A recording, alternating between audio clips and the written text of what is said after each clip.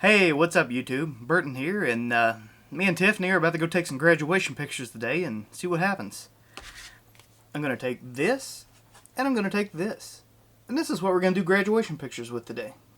So, you guys stick with me. Let's see what happens. Bye. What? I don't even know how I forgot about this, but check that out. What do you guys think about my new studio background? Let me know in the comments. Alright folks, I'll see you in a few.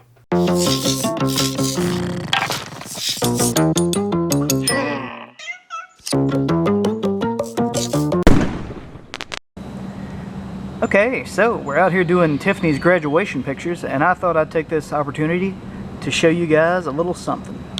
What? Hey folks, so I got my real shooting equipment out here. I use a 7D that's like 15 years old, because that's just the way I roll.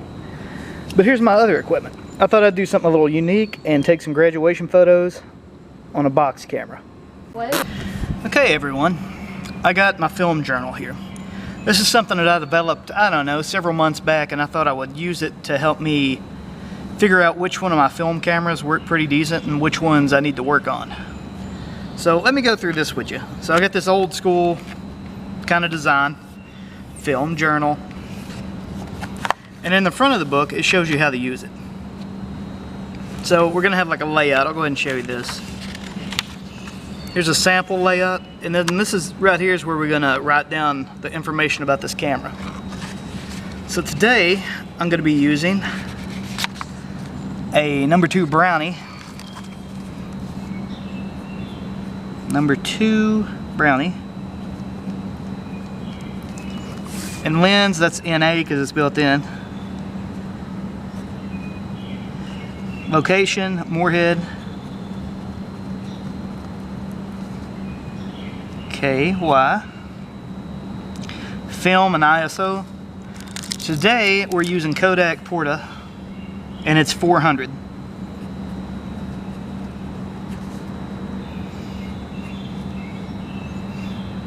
I forgot how to spell for a second. P-O-R-T-R-A. Portra. What is today? The 2nd, 5/2/20. And then this is when the film runs out.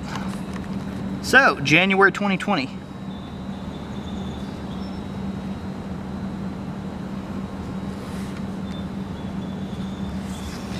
So, on this particular roll, we're only going to be able to take 5 shots on this camera. So what I'm going to do, I'm going to load it up, and then we're going to fill out the rest of this. What? Okay, so here's my No.2 Brownie. Old school. It was a birthday gift from Tiffy's grandma. And I thought, I'm going to bring it out and take some graduation photos today. So we're going to load this thing up.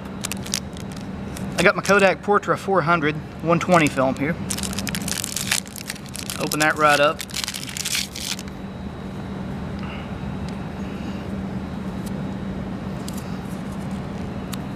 And we'll tear this label.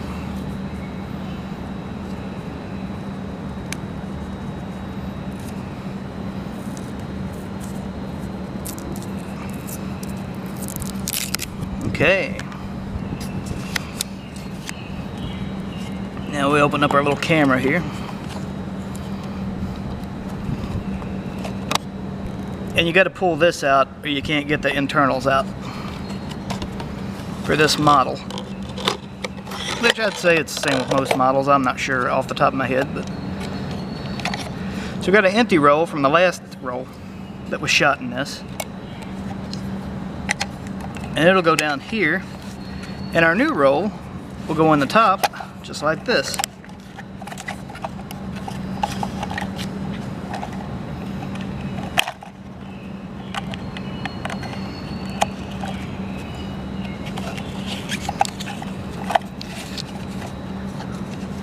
Pull it around the top. I gotta get that in there. Go through the bottom. Go over here.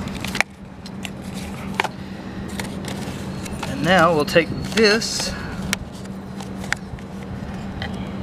and shove it through the middle here.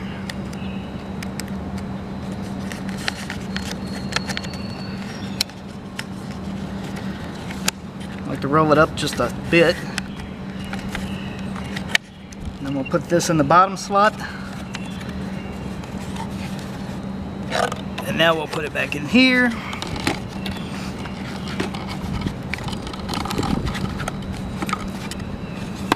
It's a little bit tighter than before.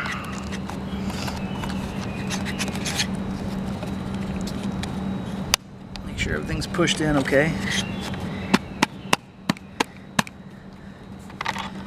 Oh, come on.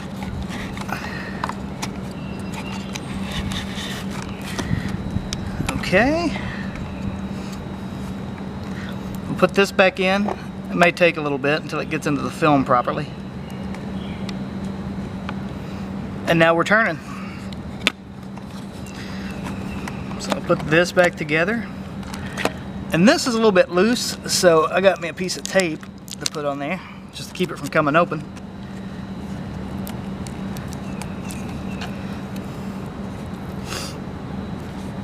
And now we're going to look through this little red thing here.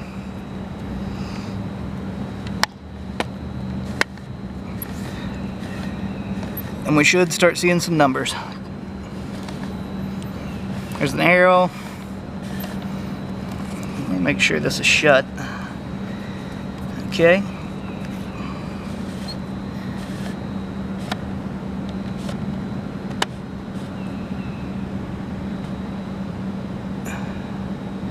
And there should be number 1. What? So, if I had a clean viewfinder, you should be able to see what's going on through here, but I don't, and you won't. There's a side viewfinder if you want to take a landscape. What? Okay, so for this box camera, this long tab, this is our aperture tab. Like, I'm not sure of the numbers, like right off the top of my head, but all the way down, then it's fully open, and I'd say that's like F5 or something, I'm not sure. And then halfway up, then that's going to be like F8. And then all the way up, that should be somewhere in the vicinity of F16, something like that. And then the little tab is for long exposures. You can pull that and leave the shutter open for a while. Okay. What? Alright, so since it's a little bit overcasty, I think I'm going to leave the aperture all the way open. And then here's our first shot. Done. That quick. What? So again, not the best handwriting ever, but I was in the field, I was in a hurry. So we used the camera, the No.2 Brownie. And the lens, not applicable, because it's already built into the camera. We shot over in Moorhead, and we used Kodak 400 Portra. Color film. I've had it laying around for a while. I think it's already expired. Actually, I know it is, because it says it right here. January 2020. And we did the shoot on May the 2nd. So, let's go on to our first photo. That would be Tiffy at the table. It was overcast. No exposure because we were at the mercy of the camera. And I assume it was F5 because it's the only setting on the, well, not the only setting, but the first setting on the camera. Okay, so let's take a look at that photo. So, here we go. As you guys can see, kind of came out blurry. Which, that happens, you know. I'm okay with it. So let me zoom in here and show you what I love about this stuff. You see all the dirt and grime and scratches and all that? In my opinion, you can't reproduce that on digital or anything. I mean, this is real deal, came out of the camera. The dirt's probably 100 years old. It makes me happy. But as you can see, she's a little bit blurry, which, whatever. First shot of the day. I might have moved. Actually, I know I probably moved because I was holding the camera down around the plants. So, let me show you what I did in Lightroom to make that look better. And it's reversed. This is actually the correct way, so I flipped them in post because I scanned them backwards. That's a little thing, like when you scan your film, you need to kind of look. I don't guess it really matters because you can always flip them in post like I did. But notice this, like it's blurry, it's scratchy, and I know Portra is a color film, but I don't know, shooting with a camera at this age, I like it better in black and white. That's my personal opinion. Tell me, guys. That's my personal opinion. Let me know what you guys think in the comments. Okay, so what I did here. This is Tiffy at the table. Overcast at 5. I mean, honestly, I think the exposure's okay. And, I should have probably put it on a little tripod or something. But, you know, I'm okay with it. What? Okay, now we'll turn the film to the next one.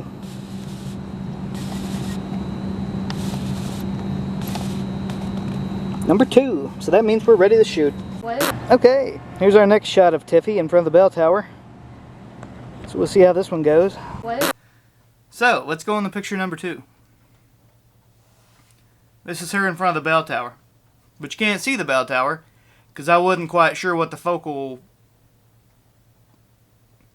I wasn't sure what the lens size actually was, like what we were going to get in the view. Like, on my modern equipment, no problem. Had the bell tower, everything. But anyway, you can see what happened here. Can't see the bell tower. I do like this, though. I like it better in black and white, like I said. So, let's look at picture number 2 in the old book here. So, Tiffy at the bell tower. It's sunny. Again, no exposure. And I used F5 again because I was thinking, why not, you know? It's just the first try. So, let's see what we did in post. We flipped it. We turned it black and white. And as you can see, this one's in much better focus. But it's still, I don't know. It's a little out. Like the feet, they look in better focus. But that's the whole reason we're doing this. So we can learn how the camera reacts. I thought it was neat, though. Like, to me, this looks like something from, I don't know. If you didn't have this modern sign down here, which no one would know it was modern if I didn't work there, so. I mean, this could be straight out of the 1921 yearbook. I think it's cool. What? Okay, for those of you that's never seen the president of Morehead State University's house, his backyard, that's a mouthful. Here it is. He's got a nice Japanese maple. There's a Tiffy ready for graduation. Look at this patio thing he's got going on. That's pretty sweet. Got this hedge wall. Got a fountain. Got this back wall of button.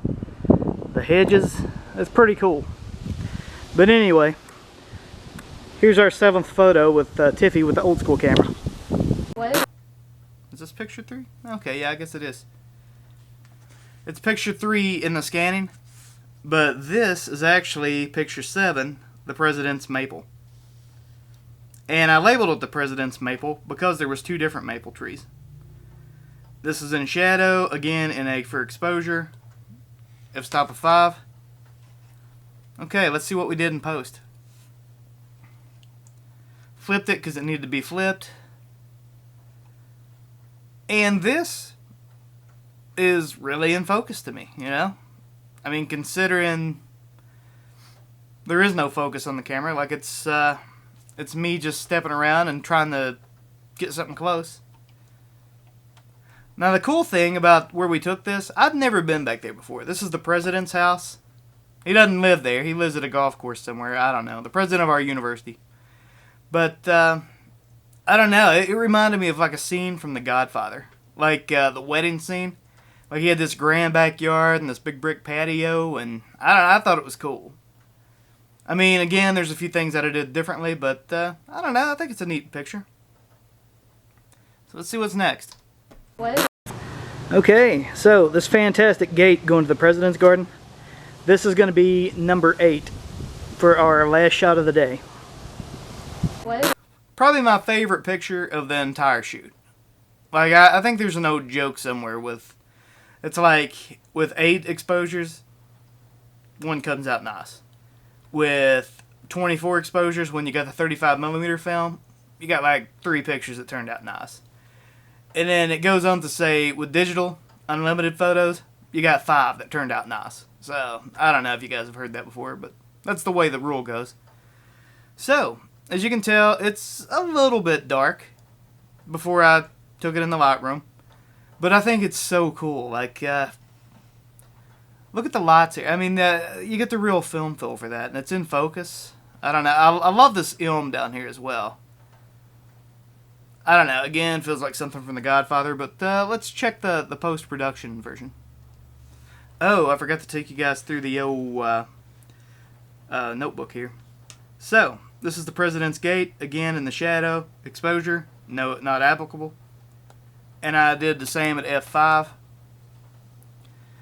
I think it's cool. This is probably my favorite picture of the whole shoot, including the modern film, like or the digital. I just thought this was so neat, you know?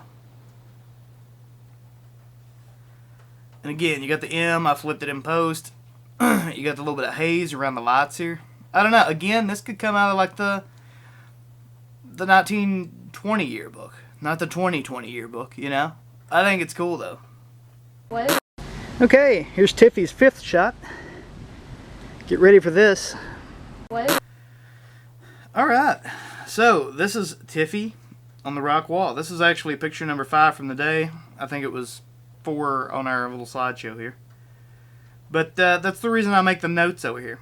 Tiffy, rock wall. This is the only photo I have that's Tiffy on a rock wall. And it's in the shadow. Again, no exposure because that's not applicable.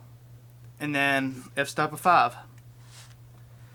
So as you can see, she's kind of blurry.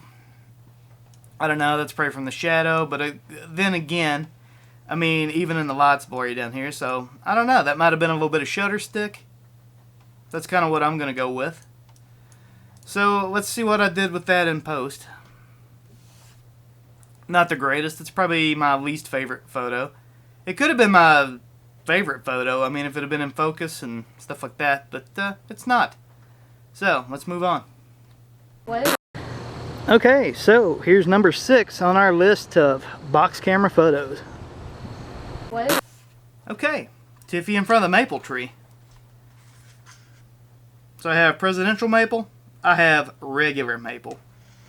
Shadow, NA, F5. And I think this turned out pretty decent, you know? You can see it's in a lot better focus. And I love how, I guess it's the shape of the lens in the box camera, but it really blows out the edges here, like in focus. So I mean, your best focus is probably right in the middle with this camera. So let's see what we did in post. So I like this photo. This is probably my second favorite from the whole shoot. And again, I just like the black and white better than the color. I don't know. When you're dealing with something, if you're trying to go for the retro look, I don't think color does it, you know?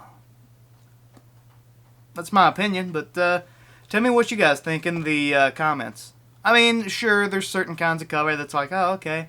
Like if you're trying to go for Kodachrome or something like that, you know, it has that vintage, I don't know, just warmth to it, like heart. That's all I can say is it has heart, you know. Ooh, can you guys hear the storm outside? I hope not, but whatever. What? Okay, so this is our 3rd shot on the film, or is it 2nd? It's 3rd because I didn't roll last time. And it's black backlit and Tiffy's in front of the library. So let's see how this goes. What?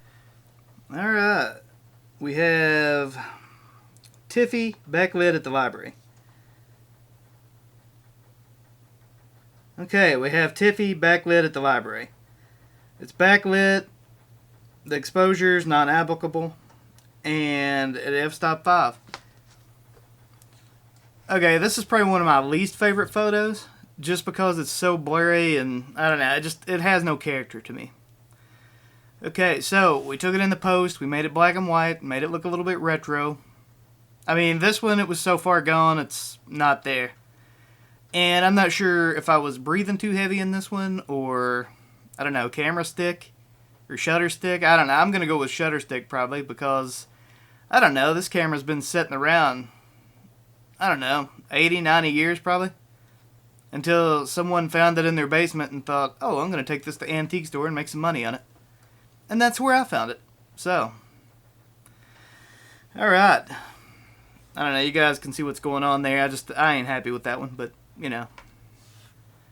Alright, so, next we have, let's see, Tiffany in front of the press house. It's in shadow, exposure's not applicable, and it's an f-stop of 5. At least I assume so. So, this one, I don't know. I really liked it, you know. And of course, we made it black and white. We flipped it over in post. And I don't know, like the house looks the part, the ginkgo tree looks the part, the stone wall looks the part. I mean, this could have been taken from the 1920 album again, you know. And I love it. I think it's fantastic. So, a little background about our university. So, I was told that in the 1920s, 30s, somewhere in that region, the folks that designed Central Park in New York came to Moorhead and designed our campus. Of course, it looks not much like it used to, but it used to be a beautiful place, at least back when I first set foot there. But you can see in the photo, you got the large ginkgo tree. There used to be 2, and I don't know, I guess somebody will cut one down this year. And then in the background, you got the president's house, which is from the early years of the university. And as the legend goes,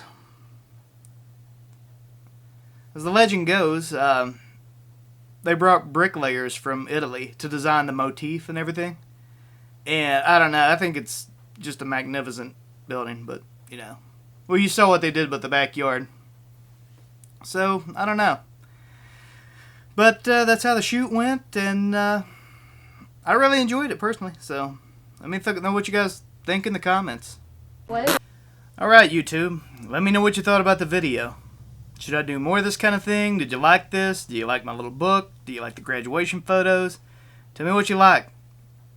Oh, let me know what you thought about this display case here, too.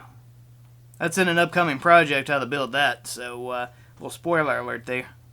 Alright, folks. I'll see you next time. Bye. Hey, what's up? Burton here. And if you like this video, check out one of these other videos. Or subscribe, like, comment. Tell me what you liked about it. Ring that bell. Or hit me up on Twitter, @Bretonian. Alright, folks. You guys have fun. Bye.